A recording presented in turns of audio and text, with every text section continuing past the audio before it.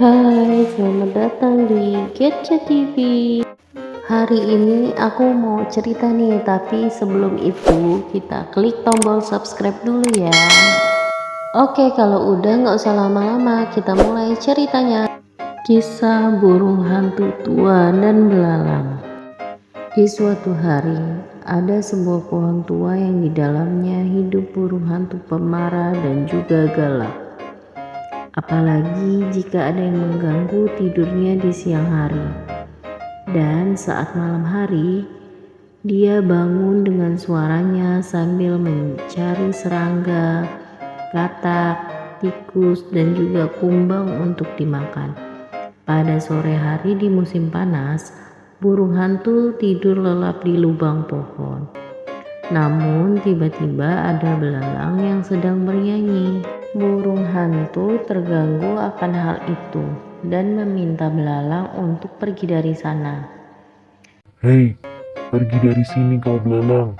Apa kamu tak punya sopan santun mengganggu orang tidur yang sudah tua?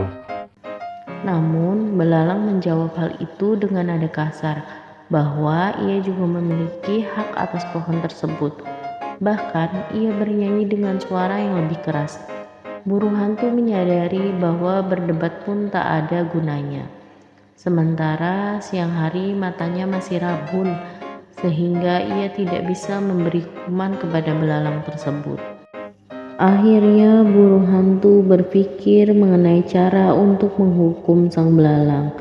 Ia pun menengokkan kepalanya ke lubang pohon dan berkata dengan sangat ramah.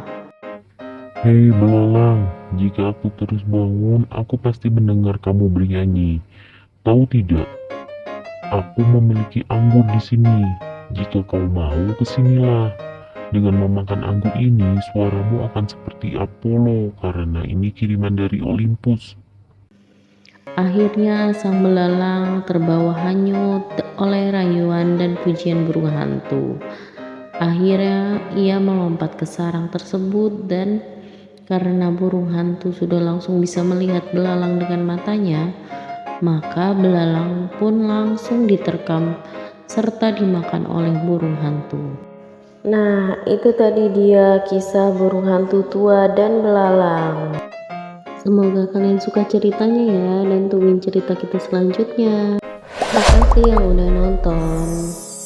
Bantu dukung channel ini dengan cara klik tombol subscribe-nya, karena dukungan kalian sangat berarti buat perkembangan channel ini.